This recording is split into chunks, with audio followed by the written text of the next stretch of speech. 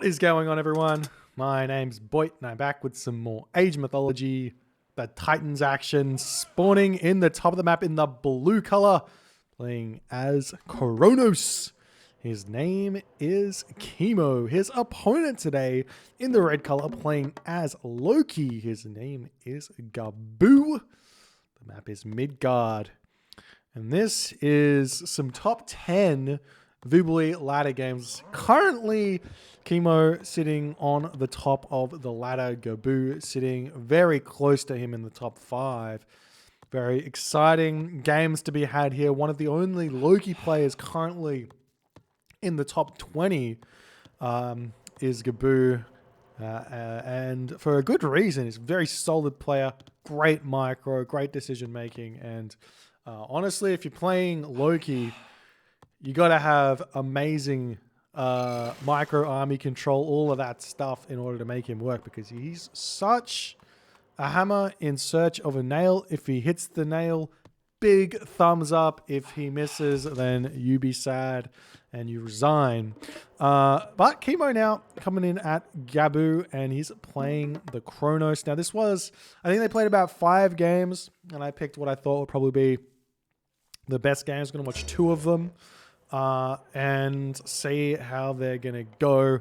And obviously, let's start with the map being Midgard. This is a pretty good Loki map. It's a pretty good Loki map on Midgard because Loki functions really well with extra food.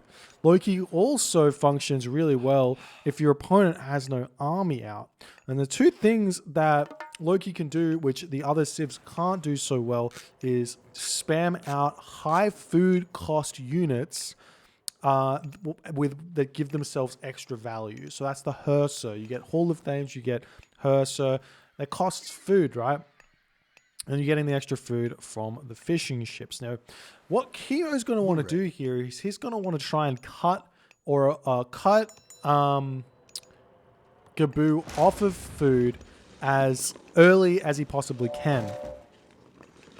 We see the deconstruction coming down by Kimo, because if he doesn't, then he's sad and he's not going to be able to do what he wants to do with the Herser spammage. And the other thing is he really can't keep up with Gaboo's Herser with just Murmillo. So that's kind of the different unit that Kimo is going to be able to get out in order to deal with those Herser. It's just not quite going to be enough. And we see Kimo going in with the Oracle here. A dwarf getting pulled. This is the ultimate of cheese, as Kimo is going to have to now chuck units onto gold. You can see he's now at 35 gold, so he's going to need to get some gold. This is going to delay these fishing ships. The question is, though, for Gaboo is, does his fishing ships have 25 food? Yes, they all do. He needs to get this dock back up. We have another Oracle here trying to help out, as the dwarf coming in, jabbing away, and another villager coming in, and Kimo's Oracle does get taken down, but the damage to Gaboo's economy was pretty huge there. That was a very smart, cheesy play from Kimo in order to deny that dock for just a little bit there. And we'll be continuing on here. Those fishing ships getting back to work, spending those out. We see a temple coming up. Gaboo's got so much wood in the bank right now. I'm surprised he didn't go for a second dock, but obviously he wants to advance. And he's forgot the house. All of this early pressure. This is what makes Kimo so good. The early pressure just throws Gaboo's build for a curly one. No adaptability here when it comes to the Loki players. It's a real thing, you know. The adaptability. When you have one strategy. This is what my thing is with Loki. Loki players have one strategy. Hall of Thanes, Herser, Flaming Weapons, Timing Push, or Flaming Weapons, Fimbulwinter. It all stem from the same thing. As soon as you take them out of that box, it's very tough. And you can see Gaboo struggling here. He's just about to advance. Let's check out Kimo out here. Kimo advancing late as well. He's going up for the extra villager. A little bit later, throwing down another dock. Very high on the wood here. So he's kind of not spamming those fishing ships out like I would have liked.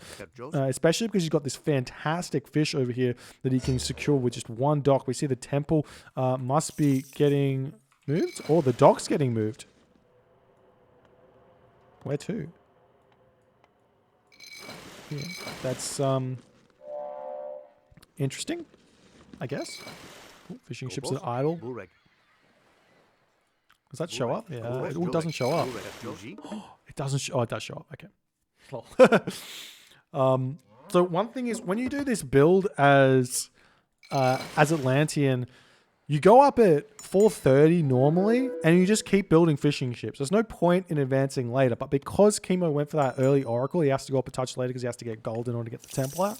So you still just need to keep spamming those fishing ships, and you should be up to about 18 if you're advancing this late, getting immediate Persean and just doing those cheeky shenanigans. We see the Oracle over here getting sniped down by Gaboo, who is advancing through Forcetti, just about to hit that classical age now. And here's the Longhouse. And we see no Persean just yet, but the docks coming through. More fishing ships coming out here.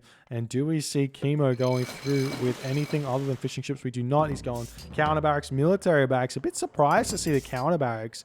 I would have liked to see basically just pure Murmillo here from Kimo, or at least like one military barracks and into semi-fast heroic age in order to get those the trader for the battle boars or whatnot. He's going for Murmillo. And now the Herso coming forward. And the other thing you can do, which is kind of, I think it's kind of weird. I think you can convert, if you can trade the Norse infantry units, I'm pretty sure you can build with them. So you could trade those and then start spamming walls up everywhere as a small, as a small aside there. If you guys are like, I can't build walls with Atlantean, it costs too much. Just go trader and steal an Ulfsark. No? You don't think that's a good idea? You all think I'm stupid? Yeah, I probably am. And the troll getting sniped here. Do we see any Bareems getting built? Not just yet. No Bareems getting built as we're starting to just see all the Hersa coming out. And Gaboo and throwing down another Longhouse. Now, the big power spike here for Loki is normally the heroic age. So I'm a little bit surprised to see so many villagers on wood right now. Do we have the Hall of Thanes just yet? No, it's not out just yet. He hasn't started it. More houses coming up. 650 wood in the bank, and now he's taking off this wood here, and he's getting that Hall of Thanes now. There we go. Villagers getting pulled back. He does have some food over here. He can come grab on the Walrus as the unit's moving in with the Carabalster, and because Gaboo's so late on this Hall of Thanes, he's going to have to wait for it before he engages this, because the Carabalster is going to be a little bit too scary. Carabalster is actually a really good unit against infantry. However, it's really bad against infantry that move quickly. So at this point, 4.62 Herso speed, not the best. You can see the first shot coming in doing a fair amount of damage there, but the Carabalster does die before it gets off more than 2 shots there.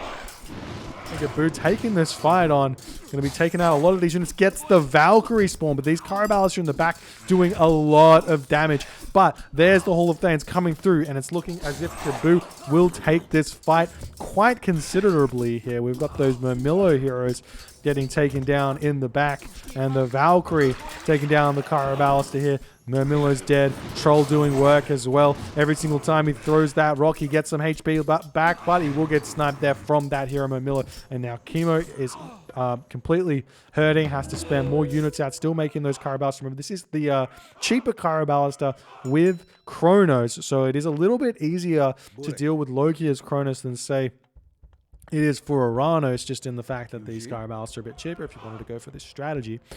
And there's another deconstruction onto this location here as the Bareem coming in to get some raids. It's a lot of fishing ship. This is a smart usage of the deconstruction here. Would have liked to see a couple more Bareems before he went for it so he could snipe all of these fishing ship, get all of that damage done.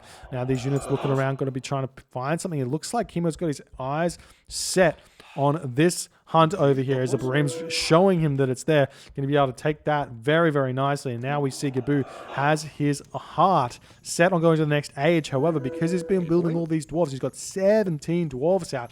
He is extremely short for gold He's not extremely short, very, very nearly short for gold. He could cut all these units in advance, but he has his armory, so he definitely should. What's that? 40, 80, 50, and 7. Definitely has enough there.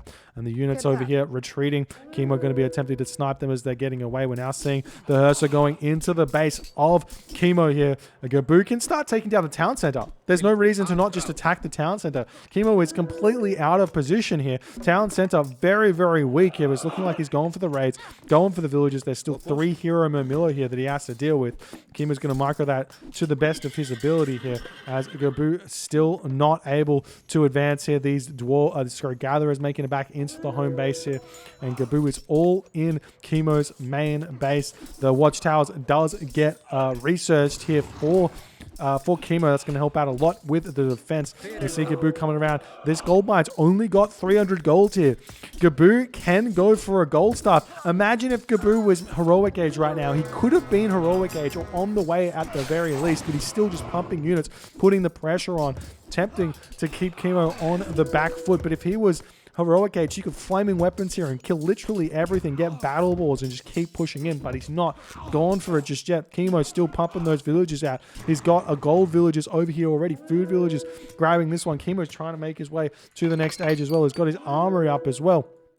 So he's ready to go, and Gaboo just completely throws any sort of advantage he had there as he has to retreat back. But he is going through Bragi now. He has to start that production back up. These dwarves are completely chewing through this gold mine incredibly quickly here. The throwing axemen getting built out of this longhouse now, as maybe Gaboo wants to throw down a couple more longhouses. When you've got more economy, you have to throw more longhouses down because your opponent's got more economy. So you can't just stick with the standard 1 longhouse, 1 temple, 2 longhouses, 1 temple for production as Loki. You need to have more. Get more longhouses, spam more units, and you're going to be in a much better position. As you can see, Kimo here, he's got extra 2 of these military buildings where normally you only have 2. He's gone up to 4. Makes complete sense. And he has only put them into the military academies, not more counter barracks. So he's going to get more Murmillo because he's got more food economy here. And now Kimo's pushing through this location here in an attempt to take down some of these throwing axemen. As Kimo's pulling his Murmillo back. Gaboo hits the heroic age through Bragi now, but he's got no Hursa. His Hursa, or he has some Hursa, but he has limited Hursa. Normally, when you hit the heroic age, you want peak Hursa because you get the boost of HP and damage, and you get the flaming weapons, which gives you even more boost in attack, which means more myth unit potential to spammage from those Hursa. But Gaboo really wants this town center, and Kimo is saying, nay, do not take that town center. And Kim's actually grabbing his own 3 town centers here. And we see a chaos down as Hyperion came through as well. So the units pushing in here. Kimo is trying to bait a flaming weapons here, and I don't think Gaboo's going to bite on this one. These raiding cavalry coming through here. The Hursa actually gets a lot of value from targeting this battle ball down. A lot of favor here, and I mean the battle ball can help out as well. And the Einherjar does those mini flaming weapons every time he blows the horn, so helping out a lot. But it's looking like Kimo is going to be able to delay this town center for quite some time here. In fact, more Murmillo pumping in here. The battle ball are coming through though, so that's going to help out a lot in these fights. There are still 2 of those hero Murmillos, 3 of those hero Murmillos, excuse me, that need to get sniped. The current balancer does go down over here. Now we see a cheeky longboat raid from Gaboo. We'll see if we can catch Kimo sleeping. There's the immediate heavy Murmillo. Kimo realizes he's behind on the tech because those basically heroic Hursa much stronger than the medium Murmillo. But once you get heavy Murmillo, it starts becoming a lot better. And it also sets you up to start getting those fanatics as soon as you hit the Mythic age as well, which are much, much better at dealing with what Loki's got. So we'll see if that's something that Kimo's going to go for. He's still pumping those military barracks up on the front. This town center is just about to come up here. And there's the raid. Kimo immediately reacting. 7 fishing ships inside the dock immediately. These longboats going to be moving around. You do not really need to have longboats at this stage as Norse. Norse not the best raiders in the game on the water with the 5.5 speed. Unless you go Heimdall and get Arctic winds, it's kind of not worth it. But we are seeing Gaboo going for the market. Would love to see hell here. Don't go tier. Tier would be a mistake. Go hell. The Nidhogg is complete hell for Kimo to deal with right now because this is all Murmillo. And it's much, much better for the Nidhogg to not have to deal with the hero Arcus potential. So it would be very nice to see that. So we'll see if that's what Gaboo's going to do. And he is going through hell. It also gives him access to those Hursa. The dwarves have finished on this gold mine though. So we already see Kimo making a move with these Murmillo over to this gold mine that Gaboo's heading towards. The army for Gaboo taking this fight right now. The Hursa are going to be able to take down the Satyr flaming weapons coming in. And Kimo just walks away. Kimo just walks away. He's going to take a little bit of damage here. We see a longhouse coming down, attempting to hit these building pathing blocks. We see another longhouse coming down. The Murmillo attempting to escape here. Another longhouse. There's a gap over here, though. It looks like maybe there's not a gap. No, there is a gap here. The Murmillo are going to be able to take that one out. A lot more Murmillo are falling here, and Gaboo's got to feel good about that. But these Murmillo ready to hit this gold mine whenever Kimo gets a second to click that one. The longboat's sitting idle throughout this flaming weapon. Big mistake. Could have taken down a dock or two in that flaming weapons. It looks like Kimo's actually just got his eyes set on the town center here. He's not aware that there's a gold mine here. I thought he was just immediately going to the gold mine, but he's not, and he's going to be looking for something over here, and he will spot that gold mine there. Running straight in, seeing those villagers. And now the battle ball pushing through here. We do see a couple of units making their way up here to maybe defend this as well as get the town center. But this town center will go down here. Kimo should be thinking about hitting the Mythic Age soon, and he is. He's going through Atlas, so that's going to give him Implode. Absolutely huge. But more importantly is the Argus to deal with those fire giants. It's super hard to kill those fire giants as Atlantean without those Argus. So there's the Mythic Age from Gaboo. He's going to have access to the fire giants. The Nidhogg is such a beastly unit in this situation. We see a hero Arcus getting built out here as Kimo desperately trying to hold on to this one. The dwarves getting pulled off the line here, but these are tough Murmillo. While there's only 4 of them, and the dwarves will win this fight if they're microed at all, which it looks like they're not, and that means that a lot of dwarves will die here. The hero Murmillo are going to be able to trade very, very nicely. We see another battle ball or 2. All the battle balls actually getting sniped here as the throwing axeman doing some good damage over here. The Nidhogg taking very small amounts of damage. You see even the mountain giant coming in here. Question is, will Gaboo go for Rampage? I think Rampage would be a very smart pickup here. Grab Rampage, put temples around the map all around the place. There's no walls to deal with, so you can just sneak temples everywhere and just spam out a bunch of those myth units very, very simply and easily. You can see how many resources are in the back for Gaboo. Is he going for Titan here? Well, he's just AFK.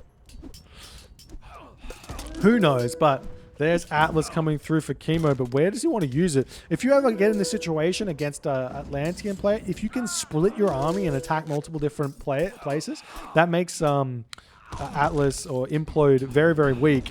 And that's the same thing with Hera as well, and any sort of area of effect damaging god powers. Volley even as China as another example. Just attack multiple different locations and you're going to get a lot less damage done to yourself. And the citizen getting taken down here as well. Hero citizen here. Don't really like losing those because that reduces your ability to go over the civ clap. So you get 25 citizens plus the 3 free citizens from Valor. So you don't want to lose those. Otherwise you have to make them yourself. But now we see Kimo pushing in. He's getting those palaces down. He can start making those fanatics if he wants to. Very, very important here. We see the town center coming up for Gaboo, though, going up to 4 town centers. We do see a lot of these longboats still kind of taking up 10 population for Gaboo. Not what you want to do. There's no fortified town center. So at this point, Gaboo is only 5 population in front until he gets this town center up. This will put him up to 20 population in front, but that's not really going to be much when you have to take into account Kimo is going to be getting a lot of resources because of his Atlantean abilities here. The villagers coming over here. These fishing ships are getting attacked here. Kimo is noticing it, pulling them into the docks for the time being. That's a crucial timing to hit that there. Oh, and he gets the chaos, and he hits one fire giant. The other fire giant hits this previously friendly fire giant. We see the villagers coming in to attempt to take the fire siphon down. Remember, fire siphon nice and cheap as Kronos. 180 wood, 162 gold. Feels great there. for a Mythic Age siege weapon. They're taking that town center down incredibly quickly. We see Champion Momillo coming in for Kimo. The town center is up for Gaboo now. He's got this town center here. Did we see the rampage or not? That's the question. We'll see when he gets the 300. And we did see rampage. So these fire giant pop out so very, very quickly here. And we do see this Nidhogg coming in here to take this down. I would have actually preferred to see maybe some mountain giants to just come in and clean these palace up. Maybe a temple down on this location, start mountain gianting into the main base there. We do see a random Nareed over here. And Implode is coming down into this location. We see Kimo opting to use it onto villages. I'm pretty sure it has like a maximum damage it does to villages though. Am I wrong? Yes, it has a maximum damage to these villages. So all these villages will be full HP that come out of the Implode. It does exactly what it does. I don't know what it is off the top of my head, but house damage there as well. A bunch of building damage. And Kimo is just trying to create as much chaos as he possibly can. We see the Nidhogg is going to go down. Another Argus coming into the battle here. And the Nidhogg falls there onto the ground. Nice snipe there from Kimo's hero Argus. Now over here we see Kimo coming back over onto the gold mine. Let's check out Kimo's resources. Got 400 gold in the bank. Still struggling for units. He needs to be getting out. Essentially, he needs to be getting out Fnatic and Argus. And he does manage to snipe another fire giant there. Kimo with 0 favor in the bank. He is not making any more Argus. You see this battle board over here targeting down the town center. As we see another palace coming up for Kimo, is going to start directing his attention over to this location here. The big problem for Gaboo right now is gold. The big problem is gold. He's got 1,000 gold in the bank. He needs to make some units to build houses because he's got 3 town centers, 115 population. He's missing, 3 houses there. And he doesn't really have those units. These units in the front falling. And now he has to move forward with the gold villages. But where is he going with his units? Going to snipe the economic guild. More longhouses coming up for Gaboo. And Gaboo needs to hit his idle military banner. Bunch of idle villages here. There's the dwarves moving forward here for Gaboo. Going to be looking for something to take down. There's the fire siphon. Going to kill off the hill fort. But it should be dealt with by those throwing axemen. Surely here. Surely. I see Gaboo coming, or Kimo coming through with the Argus, looking for someone to snipe. Where are the dwarves going? There's no gold for him. There's no gold for him here. He might be going for this gold mine. And Gaboo's just gonna, he's just gonna get gold starved. He's got a couple of fire giants, so he should be able to secure a gold mine. Does he not know? Oh, he thinks there's one here. No. There's not one here. There's one here. There was one here, one here, one here, one here.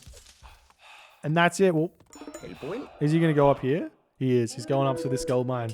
And there's going to be a big fight for that there. Does he have a market? He doesn't have the market up. He could sell food right now. Food is selling for expensive. So you need to get that market up and start selling quickly. Kimo's going to come grab this town center in all the chaos. Nice play from Kimo. We see walls coming up. He knows. Kimo knows Gaboo is strapped for the gold. The dwarves will get turned around. We'll see if Gaboo's going to notice this or not. They'll hit the wall and turn around, I think.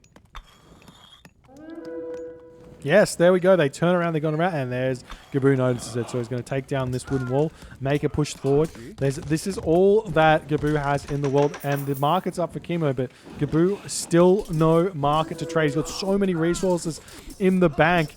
And I just hate to say it, but there's just no Huskarl here. You need Huskarl to take down those archers there as Norse. It's very tough to deal with those.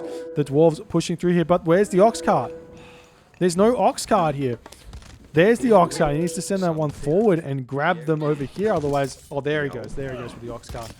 And Gaboo holding on for dear life here in this game as the fire siphon takes us down the town center just about up here for Kimo. Gaboo still with idle villagers everywhere as he's not sorting those out, but he has got access to this gold mine. Kimo needs to see that his opportunity here to strike is to hit this gold here. But then again, even if Gaboo gets all 3,000 of this gold, which is sharing, so it's going to be more like 1,500 or 2,000 of it. he's still got to contend with the fact that he doesn't have another gold mine. He has to think about trade route, because this is the other gold mine over here. Much more tough to get with the palace up, the military barracks on top of it. But Kimo has just got his heart set on taking this town center down. Gaboo needs to build some units here. He's trying to get the Herser out. He realizes Herser high value when you have low population.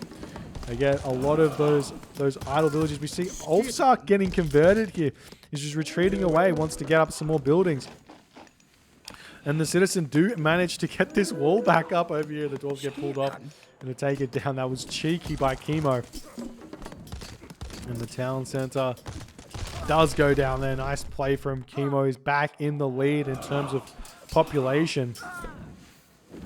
He's just pumping these units out everywhere, trying to push forward. And once Kimo gets the gold, he can definitely move forward and grab that for himself. I'm surprised he's going after these longhouses. And Gaboo taps out in that 23rd minute mark here. Somehow Kimo managing to get this win.